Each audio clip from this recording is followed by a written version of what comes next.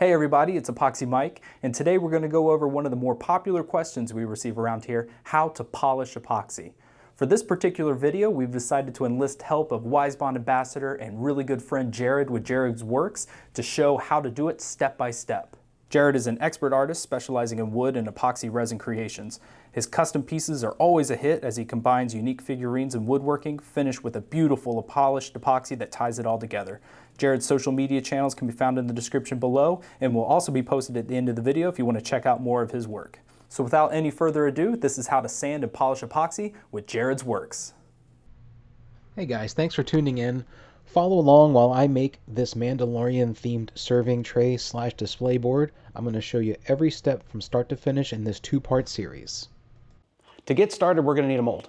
I already made this mold using 3/4 inch plywood and WiseBond epoxy release tape, as well as some quick seal adhesive caulking that I got from my local hardware store. On top of this, I'm not going to bore you with making this because WiseBond already did, and I'm going to put a link below so you can see how that's done. So the next thing we're going to need is some wood.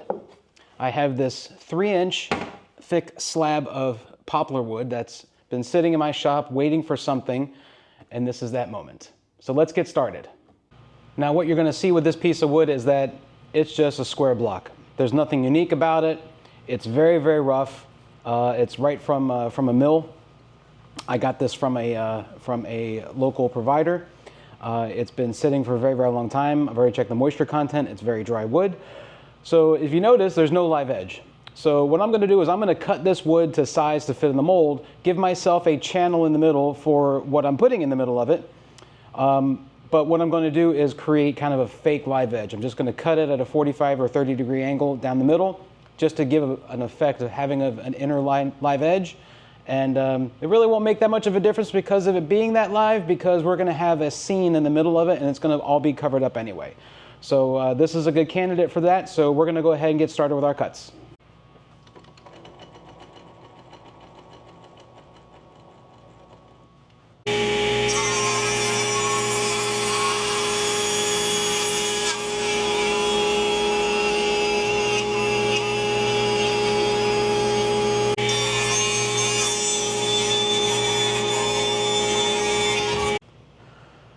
So you're going to notice that I had to flip this wood over to give it a second cut. That's because my table saw, which is a 10-inch table saw, doesn't go up far enough to go all the way through this wood.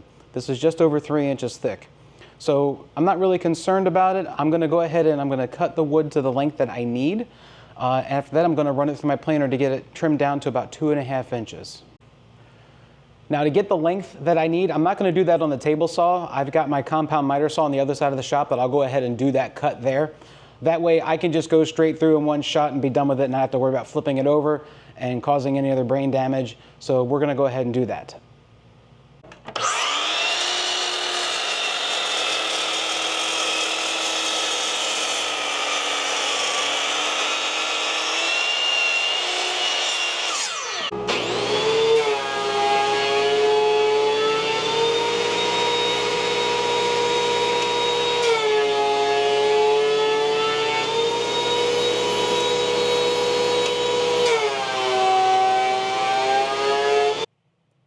So now that we've got this wood cut where we want it, we've got it planed down to the thickness that I'm happy with. I'm going to go ahead and I'm going to run back through on the table saw. I got the blade at a 30 degree angle. That's going to create our faux live edge. So I'm not going to put this through by hand. I am going to trust my micro jig gripper.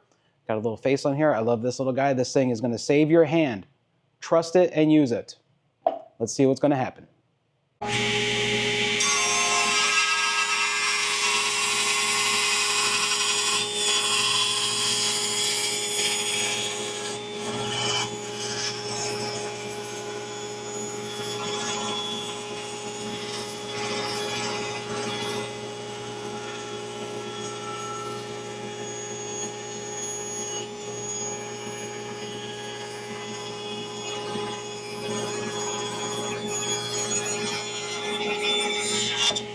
As you can see, now we have everything in the mold.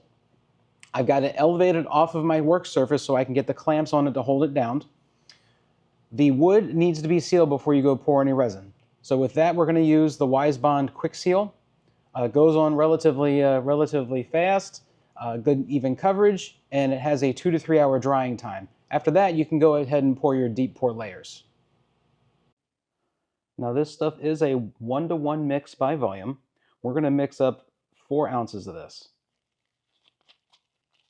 As always, I'm wearing gloves. Always protect yourself.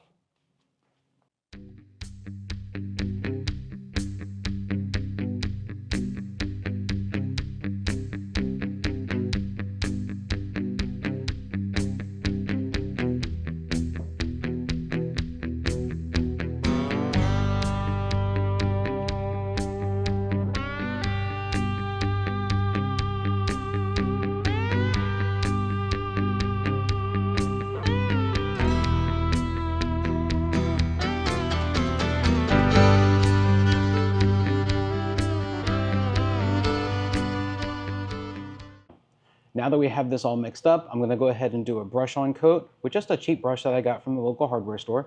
So let's get started.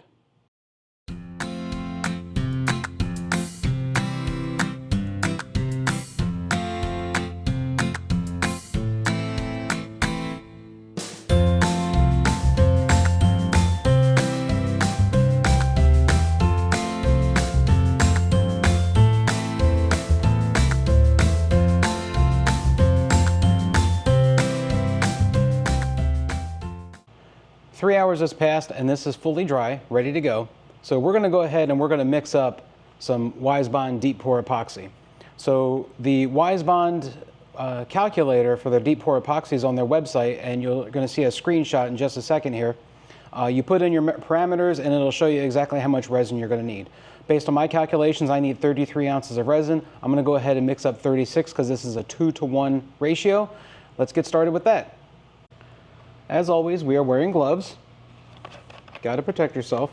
So we're going to do 36 ounces. This is a 2-to-1 pour. So I'm going to do 24 ounces of part A and 12 ounces of part B. Now, you can mix this without having to degas it if you're careful. I'm not going to degas it because I'm going to show you how you can do it. I'm pouring off to the side here into the mixing cup, nice and gentle. I'm not introducing any more bubbles. I keep tilting it back straight to check how many ounces I'm pouring. And we're almost there at 24 ounces. Just a little bit more.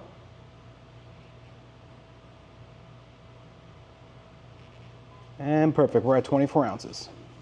Now we're going to take our part B. We're going to add in 12 ounces of part B to give us 36 ounces total. Again, I'm doing it off to the side. Now this is a lot thinner. This is a little thinner viscosity, so you don't have to be as gentle. But you don't want to just dump it in because you're going to introduce bubbles to it. We're almost there.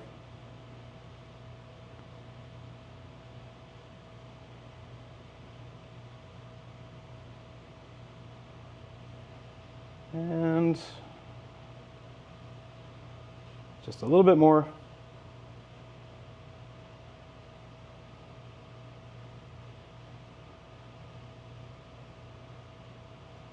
There's 36 ounces. So now you're going to mix it slowly by hand, and you're going to mix it for a minimum of 7 to 8 minutes.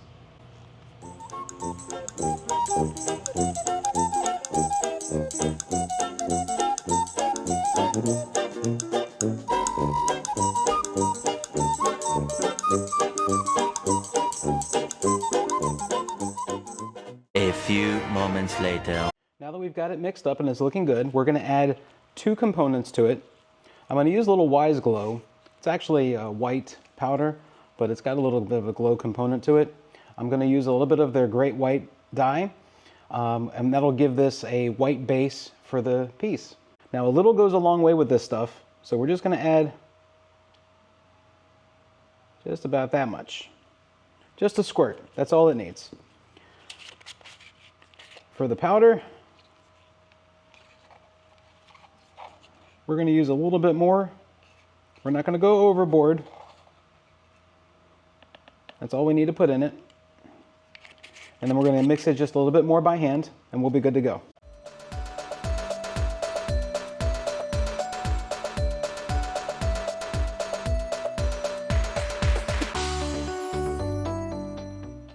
So I'm mixing it up just a little bit more. I wasn't really happy with how it was looking, so I added some of the WiseBond Opalite White just to give it more of a kind of a pearlescent texture to it. Even though this is the bottom, it's going to be white. It's going to be something that someone's going to look at. It's going to be on display. The face of this that's upright is not going to be visible because it's going to end up being painted. So I'm not too concerned about it, but I would like it to look really nice from the bottom. Now we're just going to pour this nice and gently.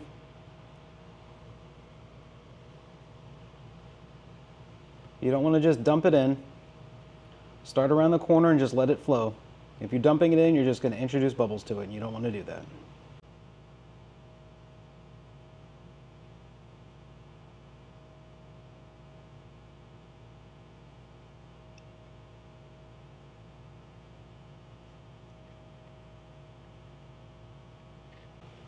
Now that we've got this poured, it's going to have to sit for quite a long time. But during this time, we're going to need to come back and we're going to need to babysit it a little bit. Bubbles will come to the surface and we need to get rid of the bubbles with the torch. So I've got just a torch I got from my local hardware store, and we'll just hit it with that every now and then, get rid of the bubbles, we're good to go.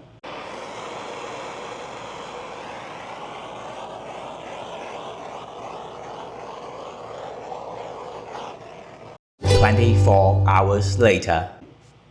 Okay, so now that our bottom layer is set, we're going to go ahead and we're going to paint the snow effect in here. Now this is going to be done in 2 stages. The first stage is going to be with just some cheap acrylic matte finish paint, a little mixing cup, a cheap foam brush, and of course we're going to need some gloves.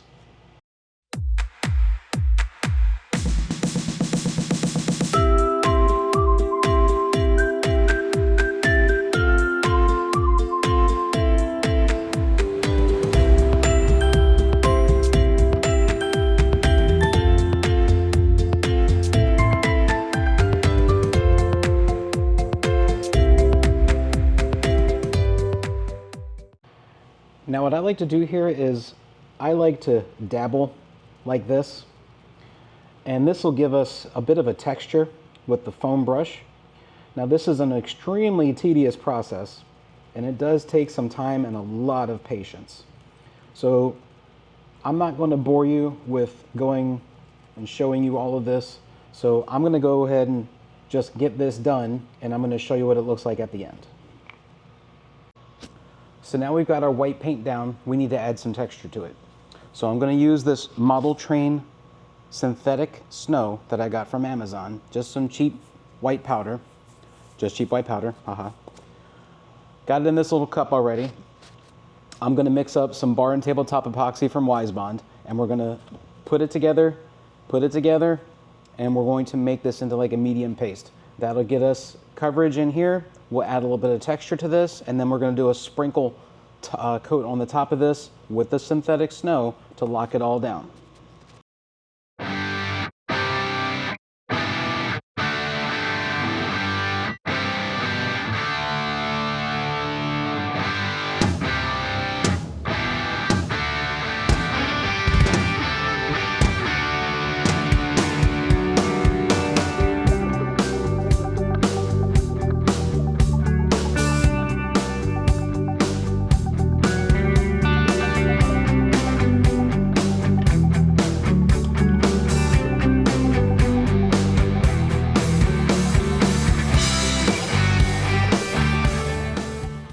Put this in here and we're going to mix it up and just check our viscosity.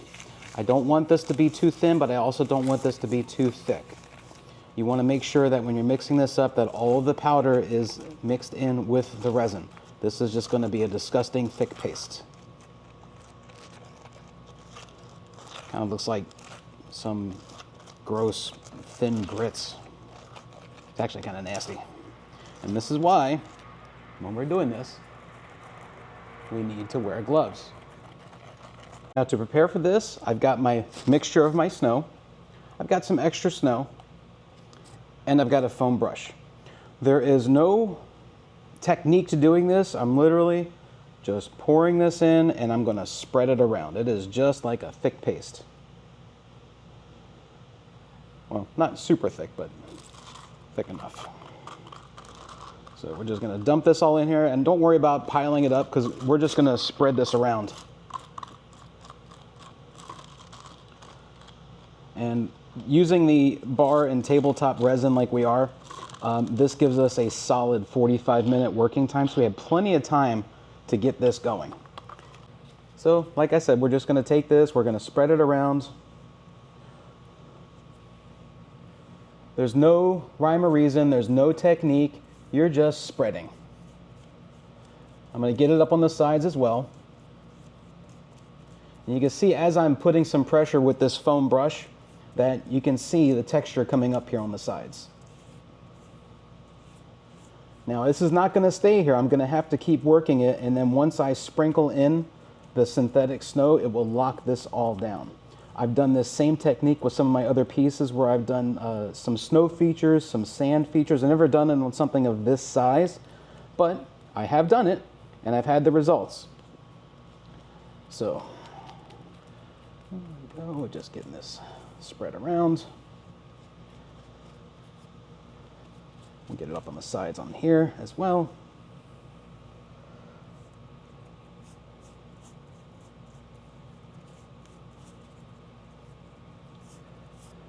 And these foam brushes like this, these are dirt cheap. I got these from Amazon.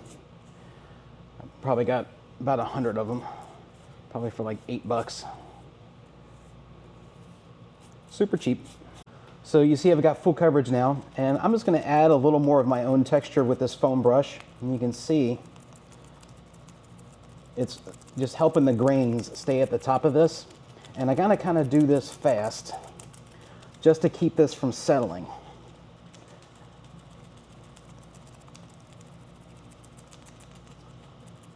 Now there's, you know, the difference in the textures on this, there's no easy way to do this, there's no hard way to do this, there's no wrong way to do this, there's no right way to do this, because this is all inconsistent terrain. So it's as the snow fell, if you think about it. So there's no direct pattern, there's no, you know, way that all snow all looks the same and how it lands. This is just different, this is just textured terrain. So now we're going to take our snow, we're going to sprinkle it in.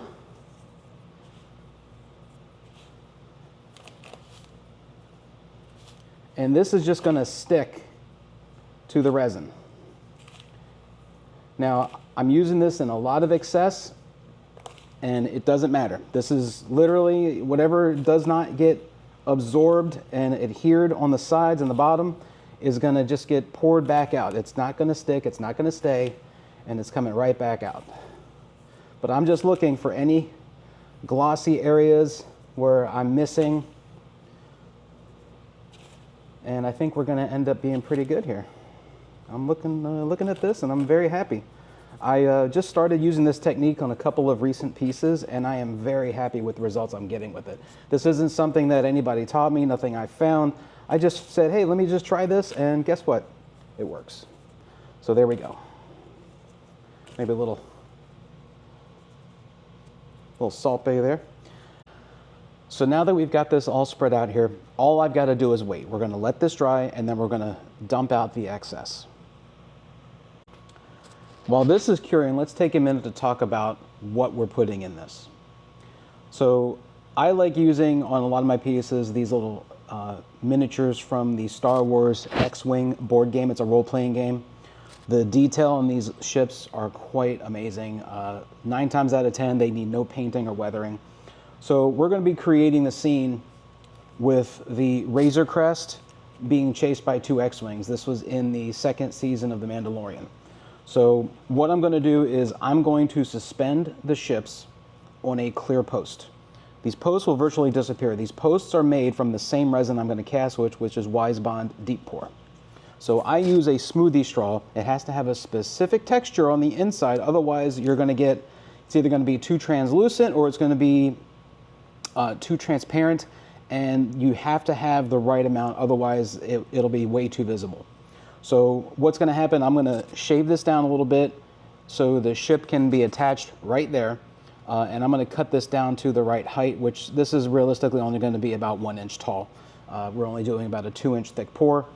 So the Razor Crest is going to be a little bit closer. I'm going to probably use these little nubs that are just leftover bits. So I'm going to get started with this. We're going to get these cut to size. I'm not going to do that on camera. And then I'm going to show you how I'm going to attach the ships to this. So now we've got our posts cut to size. This is going to attach right here in the center of the hull. I got it shaped just to the right size. So you can zoom in there. There you go. So how I'm going to attach this is I got a little bit of UV activated resin in here, just some generic UV resin, and I'm going to brush it in the little bottom area of the ship here. Just enough to kind of get it between the jets, the engines, and there we go. So what's going to happen, I'm going to attach this here. It should just sit just from gravity. No rhyme or reason behind this because this ship's going to be at an angle, and I cut an angle on here on the bottom of this. I'm going to take a little UV flashlight, and I'm going to give it just a few seconds, just enough to stiffen up this UV resin, and I'm going to cure it with my other UV light that's a lot stronger. This is just to get it set in place, just to get me some attachment where it's not going to fall off. And we're going to repeat this process on the other ships. So you see I've got this UV light here. This is a much stronger UV light that I got from Amazon. And this is going to cure the UV resin. So I'm typically going to give this about 2 minutes, and I'm going to rotate it, let it go another 2 minutes. That's really all it needs. So one thing we need to talk about is air. You don't want air in your piece. This ship is completely hollow, so we can't just cast this. So I drilled discrete holes in the engines and in the bottom. So I'm going to take some quick set seal from WiseBond and a syringe, and I'm going to fill this in. Now I'm using this resin because it has a very short working time. So because it's coming out so slow, I just took the needle off of it and I'm just injecting it right through the bottom, getting as much as I can. And I'm pretty much just going to sit here and hold my thumb over this until this is gelled up enough that I can just rock and roll. So now we've had some time for this to set up, and you're going to see we have a bunch of extra material in here. And the only way to really get this out, I mean, you're going to either flip it over, make a mess, shake it around, make a mess, use an air hose, make a mess. Either one of those ways that you do it, you're going to make a mess. There's no way to do this without making a mess. So here we go. Let's make a mess.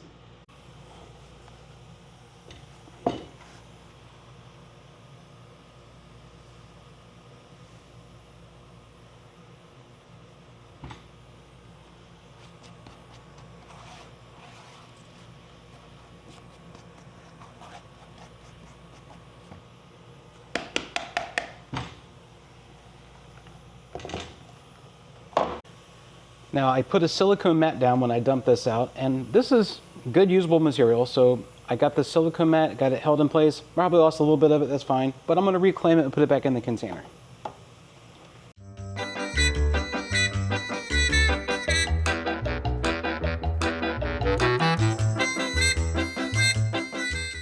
Now let's zoom in and take a really good close look at this texture.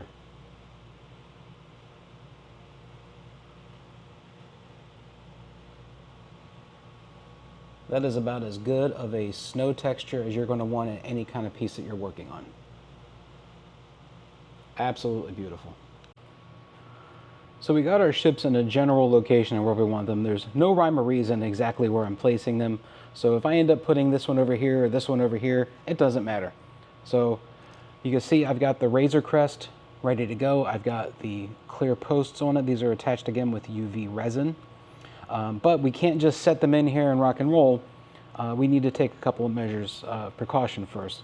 I do have some strategic holes drilled out on here. I did try to backfill this ship in a little bit because it is very, very hollow and you don't want air trapped inside your pieces. So the holes that I have discreetly drilled in this will allow the air to purge out while this is staying liquid. And the resin we're going to use is, of course, WiseBond Deep Pour, and it's going to stay liquid for easily 8 to 10 hours. So we'll have plenty of time for this to degas itself, but we need to coat the ship. You can't just cast these in resin and be okay with it. The deep pour will try to dissolve the finish on these ships. So we got a little bit of WiseBond bar and tabletop mixed up right here. We're going to do a brush on coat on all 3 of these ships, and I'm going to also use that to adhere the ships to the base.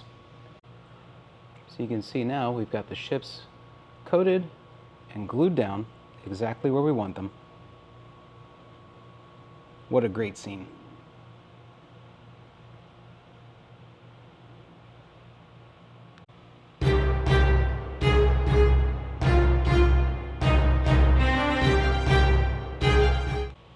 Now that we've got everything sealed, we're ready to go. We're going to go ahead and mix up some WiseBond Deep Pour Epoxy. This is a 2-to-1 ratio. I'm not going to show you how I'm going to mix this on this. I'm going to leave a link below, and you'll see how this is properly mixed. And we're going to get this mixed. We're going to get this in the mold, put some air going over it to keep it nice and cool.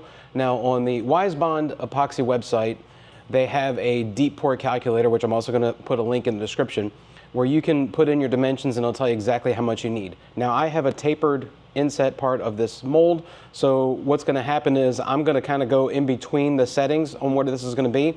This is going to give me around 96 ounces of resin that I'm going to need to get this done.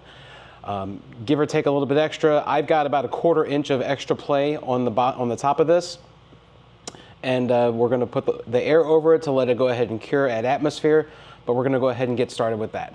Now, another little tip here, you're going to see that I actually have my corners here. I used my hot glue and I sealed them, just a little extra measure of protection here. Even though this mold is entirely sealed with silicone, I also have a hot glue gun on standby in case I have any leaks that pop up while this thing is going in here and everything's going on the nooks and crannies. I don't think we're going to have that problem. I think this is pretty sealed up given that we've got the layer on the bottom. So we're going to go ahead and get this mixed up. We're going to get this poured.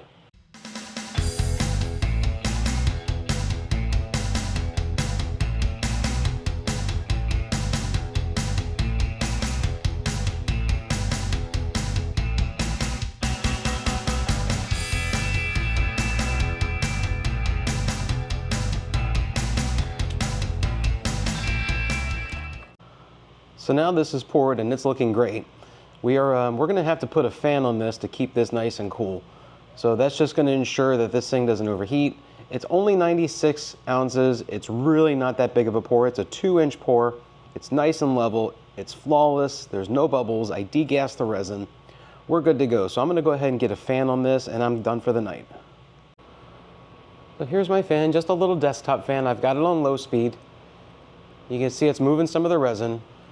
Nice gentle breeze going across it, just keeping any debris, any bugs, any dust, and also keeping it nice and cool. So this has had an ample amount of time to dry. It's plenty cured. We're going to go ahead and get this out of the mold.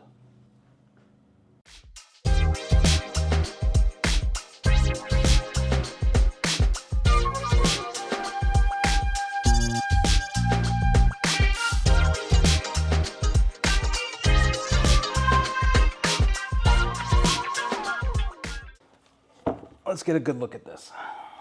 Now this is really, really thick. Let's take a look at the bottom. So overall, I'm very, very happy, but this is extremely heavy. And if you can see here, we've got a little bit of a raised edge right here. And we've got plenty of height here to get rid of this. So this is about 3 inches thick right now, and I'm gonna end up making this closer to 2 inches thick. Otherwise, this is going to be way too thick, way too heavy. You're not going to be able to use this for its intended purpose.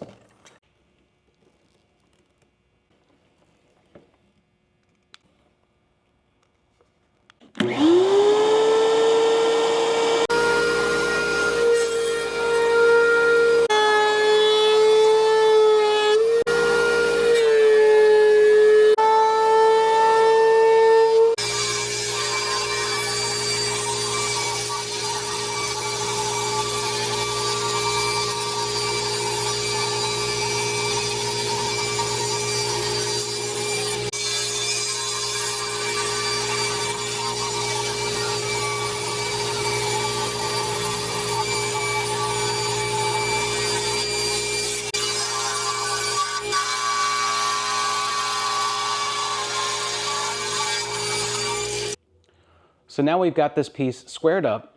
We've got it sized like we wanted. We got it planed down to 2 inches thickness. So the next part of this is we're gonna start all the sanding work on it. So we're done for this video. You're gonna have to like, you're gonna have to follow, you're gonna have to subscribe. Check out part 2 where I show you how to do all the finishing work and we'll button this up.